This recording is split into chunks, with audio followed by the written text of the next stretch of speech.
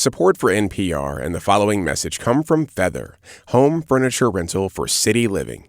Get designer-curated furniture without the commitment of traditional retail. Visit livefeather.com and use promo code NPR200 at checkout. Feather, furniture rental redefined.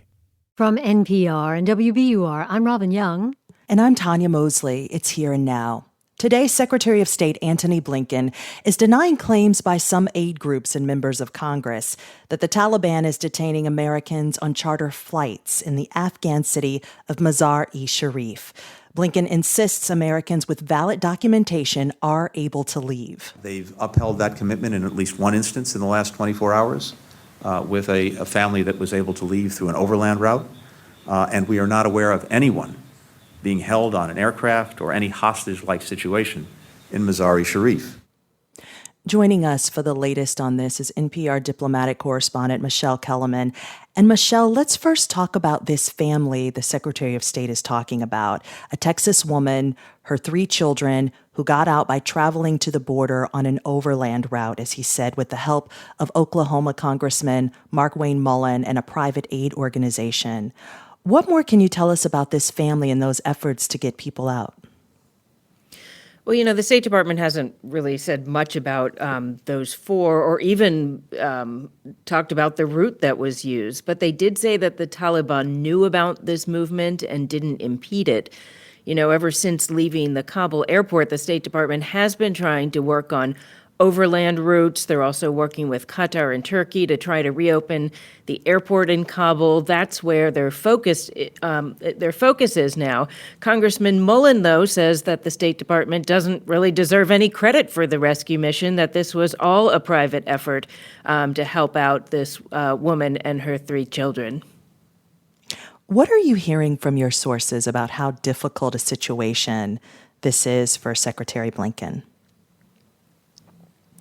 Well, there are a lot of aid groups that are working on this, private groups, former veterans, former, special forces. And there's a lot of anger at Blinken right now. Some of these groups say they've given the State Department manifests for planes out of Mazar-e-Sharif, that they had landing rights in Qatar. They're furious with the department's handling of the situation. But Blinken says, look, you know, the U.S. doesn't have personnel on the ground anymore in Afghanistan. It can't verify the manifests. It doesn't control the airspace, and there are big security risks. He says there are about 100 Americans in Afghanistan who are still seeking to come out, and the department has teams dedicated to all of them. They're trying to provide tailored guidance on how to get out. But, this has been a very difficult situation, I think, for the State Department, for him, and for all these activists who are really have a sense of urgency right now. Today, the Taliban announced an interim government. What are the Taliban saying about these efforts to get Americans and Afghan helpers out? Well, the interim government is not going to be something that the U.S. likes. There's, the U.S. said that there was supposed to be an inclusive government, and there doesn't look to be any non-Taliban members of it so far. There's no women so far, and there are people in there that the U.S. has sanctions on. But what Blinken has been saying is that it will watch what the Taliban does, not just what it says. What it says about the evacuation is that people with documents, American citizens, people with visas will be able to get out. And so far, the State Department says that's been the case. One of the problems in Mazar-e-Sharif is that there are, and this is according to the State Department, that there are people on board, or not on board, but on manifests that are ready to board planes to get out that would have, that don't have proper documents or not documents at all. So that's one of the issues that they're facing as well. I want to take a step back to some things you were saying about what Blinken is telling us about the situation there. Over the weekend, Republican Congressman Michael McCall claimed that there were 6 planes at the Mazar-e-Sharif airport trying to leave, and that it was turning into a hostage situation. Can you give us more clarity on that? Are those planes still there? How many people is the State Department actually trying to help? As we understand it, the planes are still there. The activists and veteran groups say there are hundreds of people there. They say there are American citizens, but again, the State Department says it doesn't know exactly how many are actually there. They say they're, reaching out to Americans individually to try to help them get out in other ways, if not on these flights. So it is a very murky situation still, Tanya. And how is Blinken's team negotiating all of this? Well, it's interesting because Doha here, there's a Taliban office, but he's not meeting with the Taliban. They've decided to keep the contacts with the Taliban now on this more technical level, local level, and it's mostly focused on these very specific things about evacuations, about trying to keep the Taliban to their commitment to allow safe passage for Americans and for at-risk Afghans. Michelle Kellerman is NPR diplomatic correspondent. Thank you so much, Michelle, for this update. Thank you. Well, crews battling California's Caldor fire made some headway yesterday. Cal Fire reports it's now almost 50% contained, which has led officials to downgrade evacuation orders for South Lake Tahoe and allow thousands of residents to return home. Many of them sought refuge in neighboring Nevada, where the state's governor recently signed an emergency declaration to offer assistance to fire victims. And other organizations, such as the American Red Cross, have set up several evacuation centers in communities across the state. Lucia Starbuck of member station KUNR in Reno met some South Lake Tahoe evacuees and has this story. It's been quite a journey for Shelley Lavars. She has mobility issues and doesn't have access to transportation. When law enforcement knocked on her door in South Lake Tahoe to get her to leave, she didn't have a way out. So they called for an ambulance to transport her to Nevada's capital, Carson City. I moved to South Lake Tahoe in 1986. I raised 3 children in South Lake Tahoe. It's my home. It was really a bit terrifying leaving in the ambulance when I could see all the smoke out the back window. After arriving at the Carson City Community Center, Lavars ran into her neighbor, Steve Bloom. After the trauma they experienced, both described what it was like to see a familiar face. Felt really good. You can't Really put good, words yeah. on that. When you're in a gymnasium with 100 people who are all kind of wound up from all of this, and you lay eyes on somebody that you know, and you know when they see you, it's like a big old drink of water when you're dying of thirst. Like, there it is. The only thing everyone in the room had in common was that we were all evacuated from South Lake Tahoe. But they didn't get to stay for long. Barely a day in, both were uprooted again. The American Red Cross moved all the evacuees from the 2 Carson City centers about 30 minutes north to the Reno Sparks Convention Center. Because it's easier for us to take care of as many people as possible under one roof, as opposed to caring for people in 1, 2, 3, 4 locations at once. That's Steve Walsh with the American Red Cross. He says about 90% of the work is done by volunteers. And it's that spirit of support and generosity that Lavars says has allowed her to see the community in a new light. I brought my son to Reno to get his suit for his proms. Those kind of things. These are our neighbors. But you don't realize what that means until something like this. Also relocated from the Carson City site is Jose Mora. He's with his family members and 2 dogs, a pit bull and chihuahua. But he didn't make it inside because the convention center doesn't allow pets. Well, we were bummed out because we're not going to leave him, you know what I mean? They're our family. When we spoke in the parking lot, Mora was still struggling over where to go next with his family and pets. Along with them, he grabbed photographs, medicine, and important documents before leaving South Lake Tahoe. But for him, leaving Tahoe was heartbreaking. We left all the memories all around the lake, because I used to take my kids to snowboard. We took them to the beach in the summer. Also in the parking lot of the convention center is Gail Vaughn Lockham. She's sitting in her car that's packed to the brim with her belongings. She lives near State Line on the southeastern shore of Lake Tahoe and left after law enforcement came to her door. Knock, knock, police came by, said, please, ma'am, you're the kind of the last one here. She drove to Reno, which took her more than twice as long to get there. I've been nervous before, very nervous. And I've been exhausted before, very exhausted.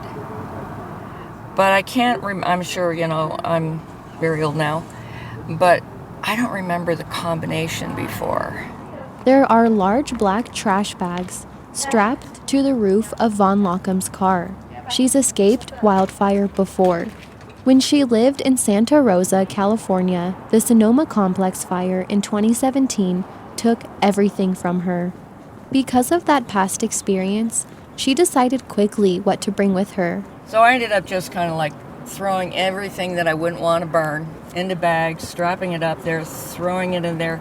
Honestly, I can't even find my purse. Like many of the other evacuees, Von Lockham is anxious to get back home. For Here and Now, I'm Lucia Starbuck in Reno.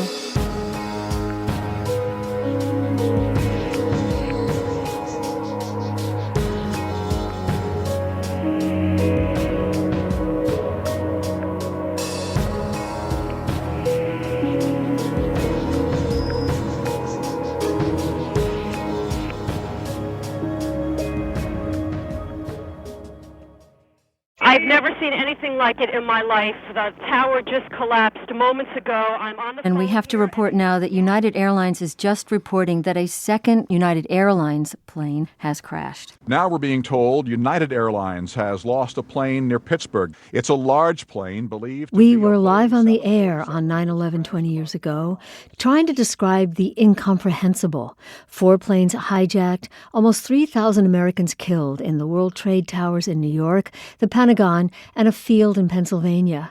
By November, Kenneth Feinberg had the truly impossible task. There'd been concern that thousands of surviving loved ones would sue, bankrupt the airlines, bring down the economy.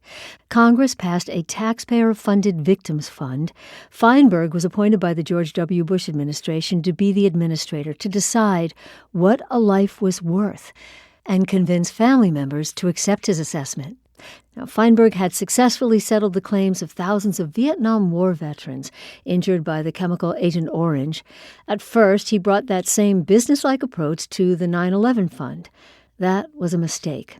Ken's story, told in his 2005 book, What is Life Worth?, are now the basis of the new Netflix film, Worth. Michael Keaton plays Kenneth Feinberg, Amy Ryan, his office administrator, Camille Byros. Most of the people who died that day were providers for their families. We can't bring them back, but we can help their loved ones pay their bills. Now you people understand we're not going to be able to haggle every case subjectively. That's where the math comes in. So we're going to need a rubric. But people are not rubrics. Kenneth Feinberg joins us again. Welcome as always. Thank you. Glad to be here. And Camille Byros, good to talk to you again as well. Thank you. Such a somber topic. So, Ken, you thought this was the best way for families to go, not to go through years of litigation. That's right. But as you and everybody else said at the time, the fund was also rushed. People hadn't thought through how you do this, decide who should get what. And Ken, you admit in the book, it took you a while to realize that you're not just an actuary here. You made faux pas, and we see in the film you're trying to tell a room full of family members why they should go this route. And it was disastrous. Well, Camille can comment on that. She's the moral center of the film, expressing from the outset exactly what you're focusing on, Robin, that you better look at these folks different than you would if it was just a mediated case in the courtroom. So we were required to make determinations based on each individual's circumstances, a look back at prior earnings and projection on future earnings. That was required by the statute. And I believe at first that came across as a bit cold and calculating and less emotional than it should have been. Yeah. Well, Ken, as Camille says, you used a phrase. You tell them this is the only game in town in trying to explain this is a better path for them than litigation. What did you learn? What we learned very quickly, maybe we're better off being rabbis and priests than lawyers. You also learned never, ever, ever again use a phrase like only game in town, because is it true, did somebody stand up in that audience and say to you, my deceased wife is not a game? Yes. Yeah. Camille cringes when she hears that response. Right. Camille suggested, as soon as we were appointed, offer individuals the opportunity to come in behind closed doors and treat them with a empathy and a dignity. And what Stanley Tucci does in the film is bring to our attention that you might treat these folks a bit more carefully, meeting with families. He plays the real-life Charles Wolfe, whose wife dies on 9/11. Oh, I just lost it in the film when he's in their kitchen and he's cleaning out the fridge and he peels off the label that she wrote, you know, her chicken piccata she'd left for him, the Tupperware. Oh, just so powerful. He becomes, though, a big critic of the fund. Let's listen to a scene of Michael Keaton playing You Can, with Stanley Tucci playing Charles Wolfe. I can't bend the rules for every case that doesn't fit the mold. Why not? Congress did. You know they did. When the law said that we could sue 2 airlines out of business, Congress rewrote that law like that, in a day. Why? Because the big corporations asked them to. But when 7,000 citizens come to you and they ask you for respect and they ask you not to be treated like some numbers on a spreadsheet, you act like that law came down from Sinai. So, the real Ken Feinberg, what did you do? We offered individual families the opportunity to come and chat with Camille and myself privately. There were also circumstances during these meetings when the family was able to provide information which ultimately changed the calculation because there was concrete information of a major promotion or a significant change in one's profession that allowed us to take that into consideration when we made the final calculation. Yeah, so you could, as Charles Wolfe was prodding you to, you could decide to give a little bit more because, oh, there is an extenuating circumstance here. You could close the gap a little bit. We did could that. Certainly, yes, we did that in certain circumstances. And talk a bit about what you heard. We commented on how this law came about quickly. Then a lot of things weren't thought through, like what about a fiancé who was about to get married to someone who dies in the towers, and the parents of that young man surface and say, no, he didn't really love you, and they cut the fiancé out, or a same-sex couple, Camille. This was one of the most difficult aspects of doing this. There was no same-sex marriage.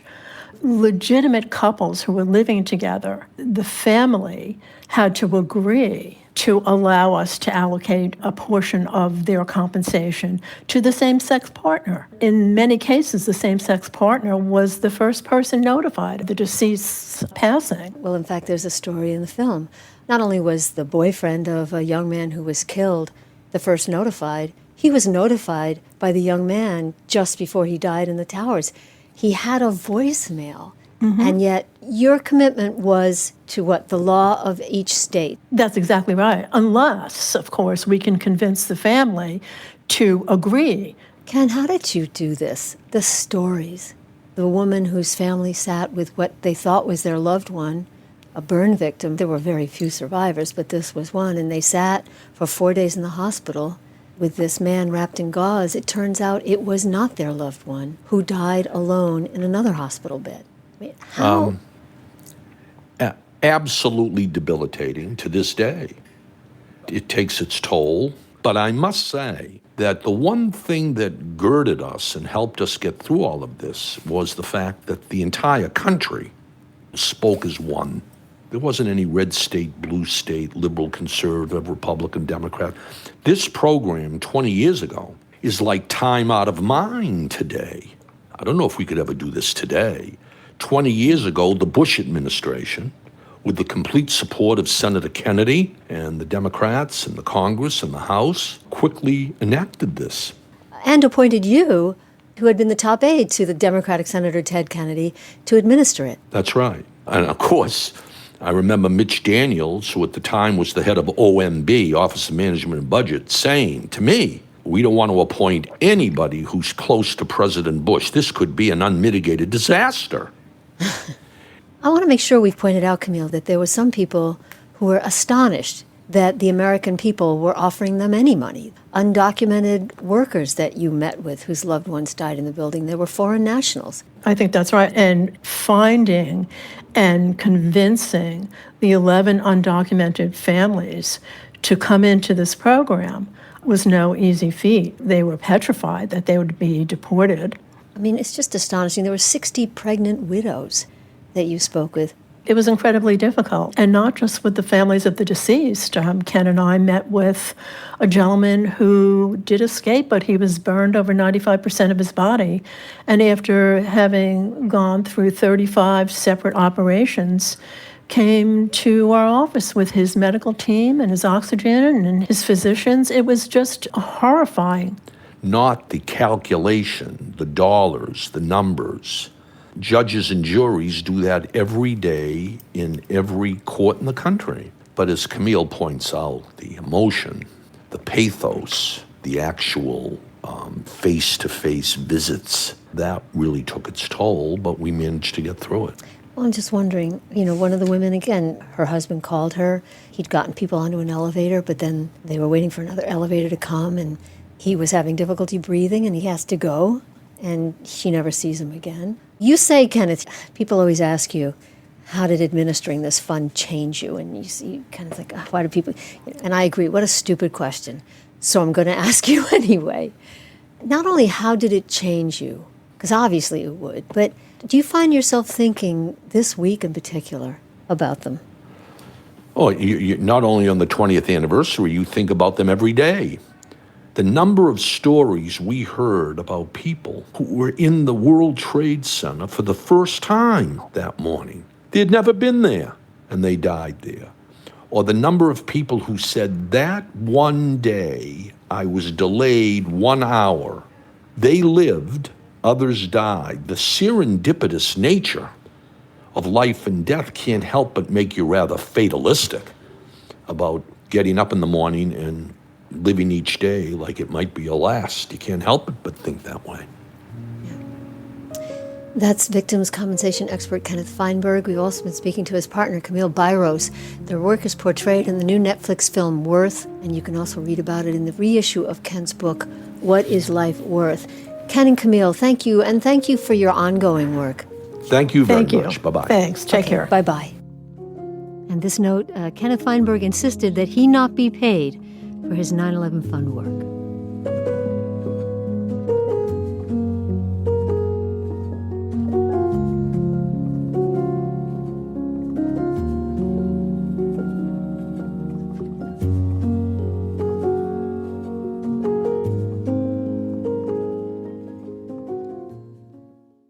Independence Day in Brazil is off to a heated start. This was the scene a short while ago in the capital, Brasilia.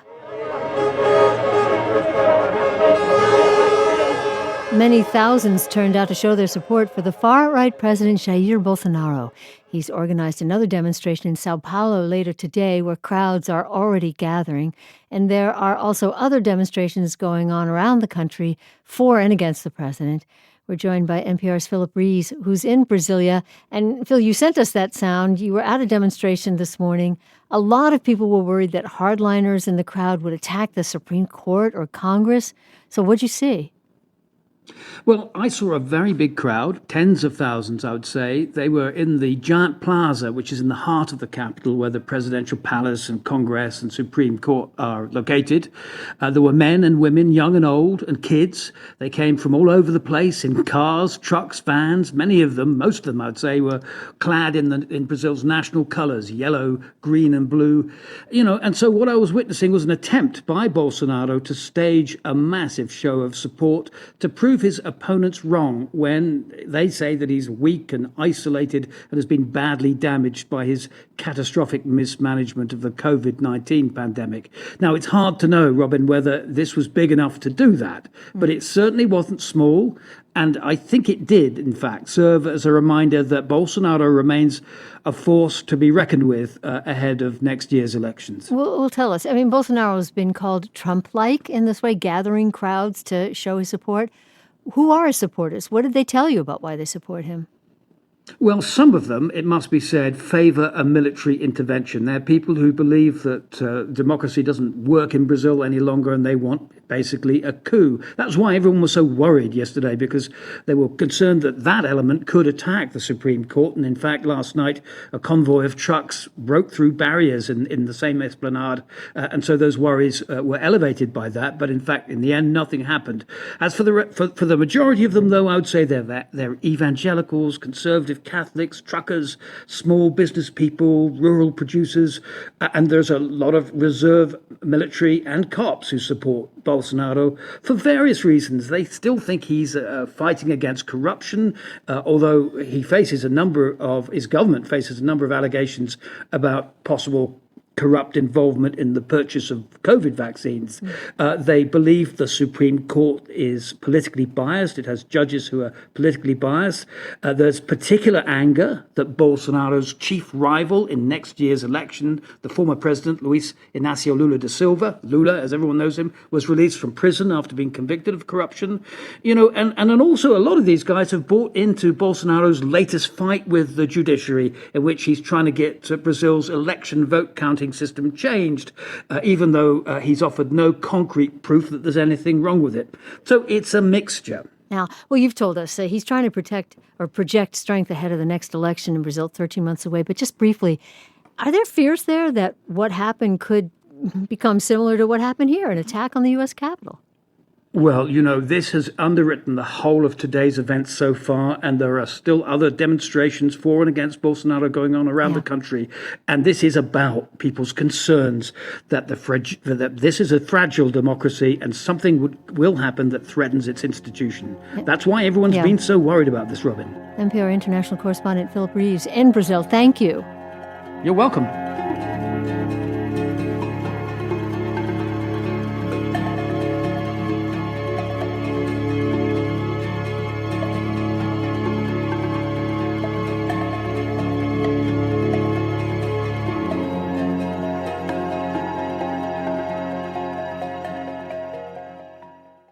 We've been reporting on the effects of climate change around the world, and today we want to take a closer look at Nigeria on Africa's Atlantic coast. Nigeria has the largest population of any country in Africa, more than 210 million people, and the climate is changing. The summers are hotter than ever, severe flooding and droughts are now common, and parts of the coast are dramatically eroding. The latest United Nations climate report flags two major offenders impacting Nigeria's climate: cattle farming and the country's oil and gas industry. The government there has pledged to do several things, like planting 25 million trees and cracking down on wasteful emissions. But our next guest says there is still a lot more work to do. Nemo Bassi is an environmentalist in Port Harcourt, Nigeria, and joins us now. Welcome. Thank you. Scientists agree the first order of business is cutting down on methane gas emissions. Nigeria depends heavily on agriculture, and oil and gas, as we know, are major industries. Paint a picture for us of what the impact of these industries actually looks like in Nigeria. Well, the oil companies have been in operation in Nigeria in extracting oil and gas in commercial quantities for about 6 decades now. And it's been 6 decades of mindless exploitation and environmental degradation. But in terms of global warming, the major indicator of how much harm this sector is doing is the burning of gas associated with crude oil extraction. In other words, when crude oil is extracted from the oil wells, it comes out with water and with gas, natural gas. And the oil companies could either re-inject the gas into the wells or harness the gas for commercial or domestic use, or set the gas on fire. And they've been setting the gas on fire day and night for about 6 decades now.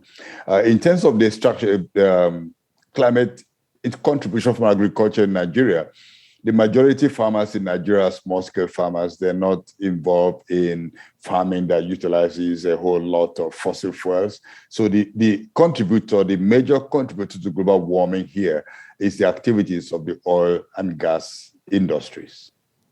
You're in Port Harcourt, which lies along the Bonny River and is the center of oil refinery in the country. What's been the impact where you are? Port Harcourt is heavily impacted by hydrocarbons pollution. The air has been loaded with black carbon for years now. The entire region is highly impacted in many ways by oil extraction. Port Harcourt is heavily, very prone to flooding.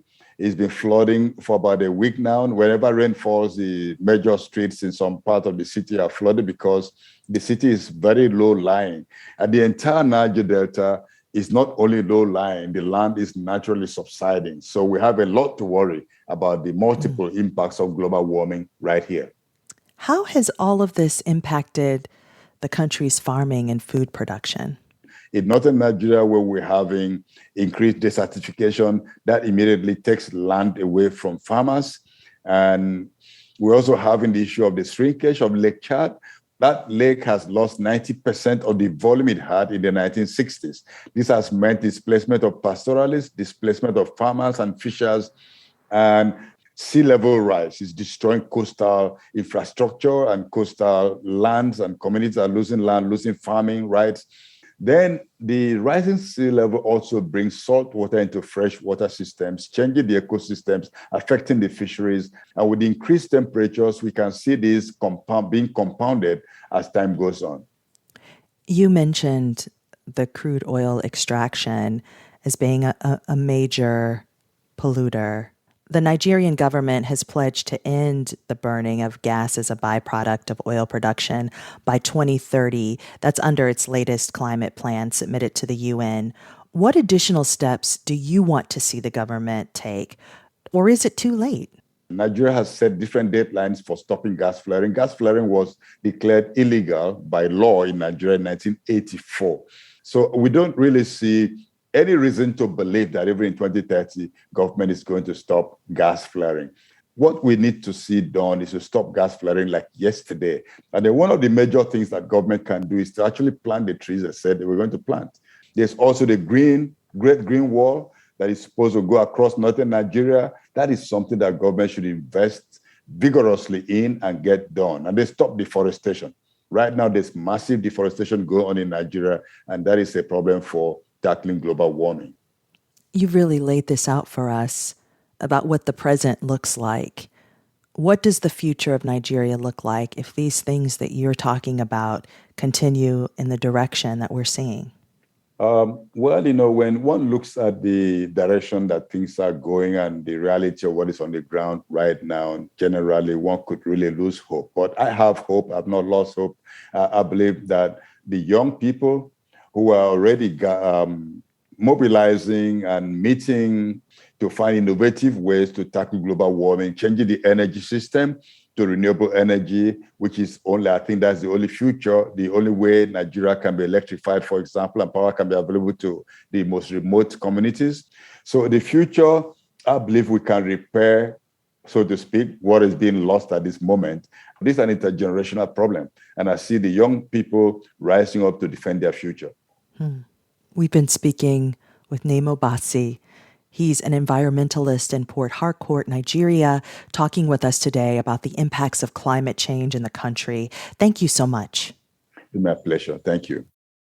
Well, if you've tried to rent a car this summer here in the U.S., especially near a popular tourist destination, you probably know there's been a real shortage of them, and rentals are also much more expensive than last year. Here's why. During the pandemic, rentals dropped way off and companies sold a lot of those unused cars. Now demand is back, but rental companies can't buy enough cars because of the shortage of microchips. And that's created an opportunity for people renting out their own personal cars. Erica Zurek reports from outside Glacier National Park in Montana. The rental car shortage hit at the same time tourism here is surging. Glacier National Park visitation is up 22% over 2019. Amanda Caldwell, a manager for Hertz and Thrifty at the airport, advises people flying in. If they just show up without calling in advance, it is unlikely that we will be able to accommodate. Lenny Kolbaki, an engineer visiting from Pittsburgh, says he called in advance, like months in advance. There was really no place to rent a traditional, conventional rental car. Luckily for Kolbaki, a retired car salesman named Wayne Grilly, who lives near Glacier, heard about an app called Turo, which is like Airbnb, but for cars. The local Chamber of Commerce was encouraging people to try it out.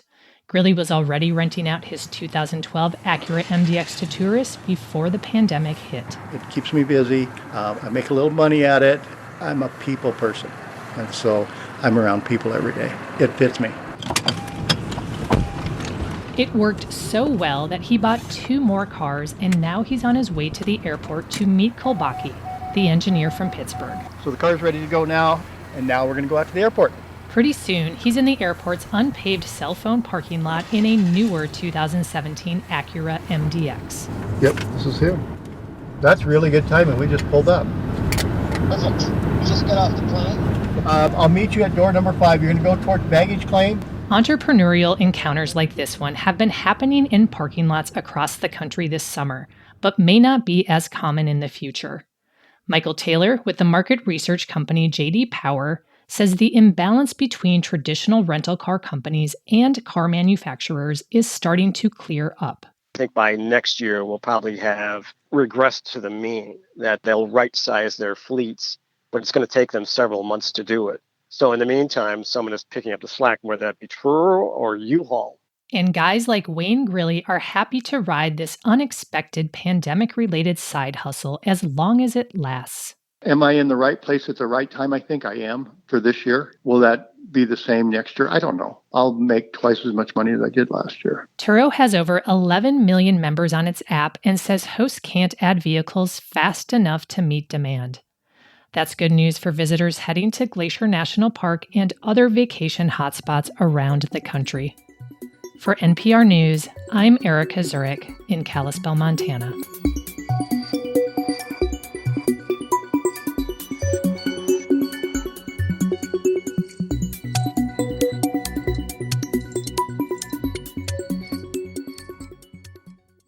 Apple is putting the brakes for now on a controversial program designed to stop the spread of images of child sexual abuse.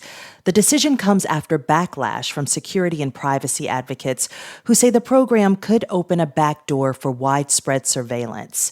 Apple says it will use this time to reevaluate its tools and approach, but other watchdogs like the Electronic Frontier Foundation want the program scrapped entirely. Let's bring in Sarah Morrison. She's privacy reporter for Recode. Sarah, welcome. Hello.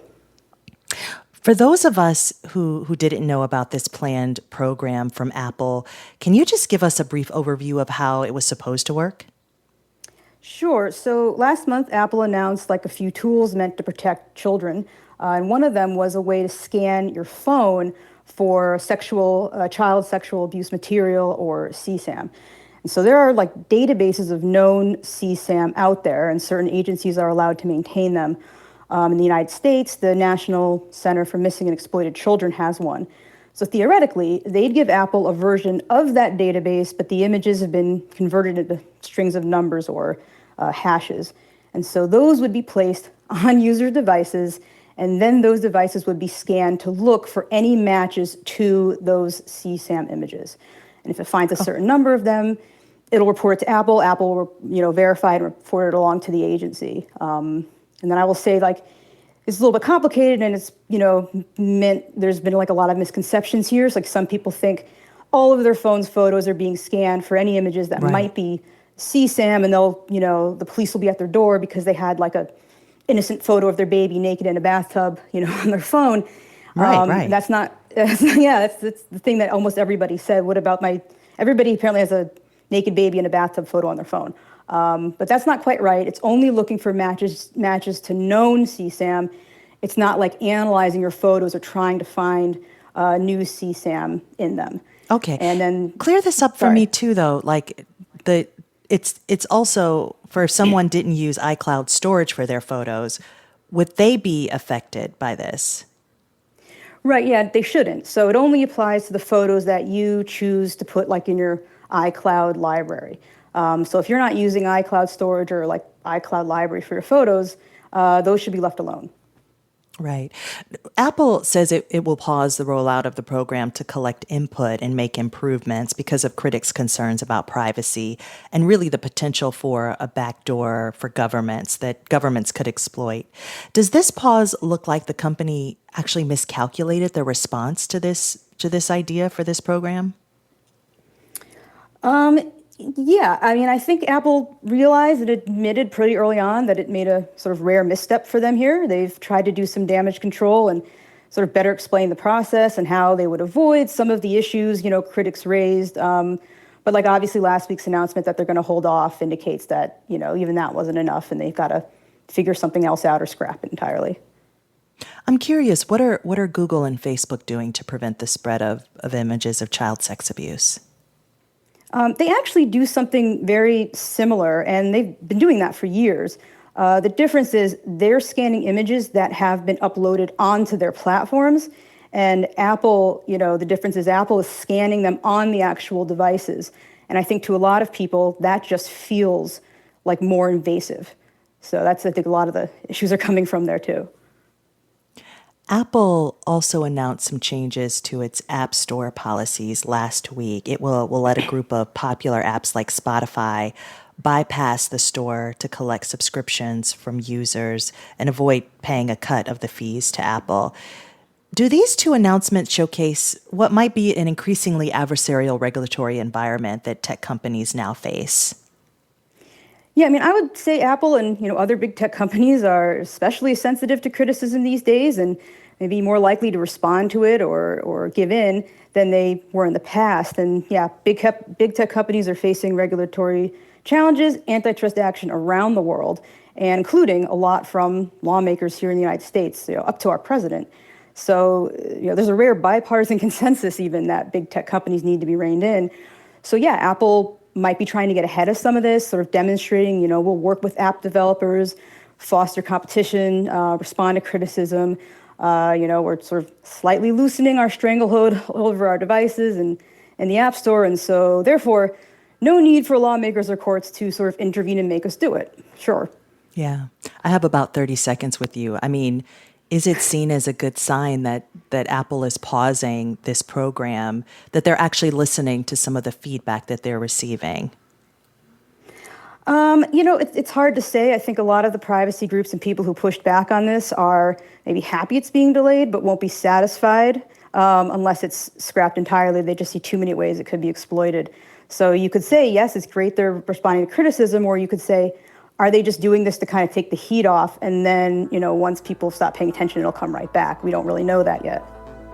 A lot to watch for. That was Sarah Morrison, privacy reporter for Recode. Thank you so much. Thank you.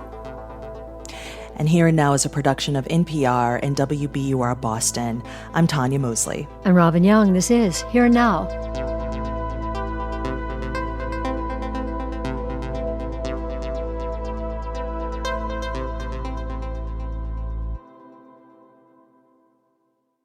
This message comes from NPR sponsor Lincoln Financial. Visit lfg.com/getstarted to learn how Lincoln Solutions can help you plan, protect, and retire. Lincoln Financial is the marketing name for Lincoln National Corporation and Affiliates. Copyright 2021.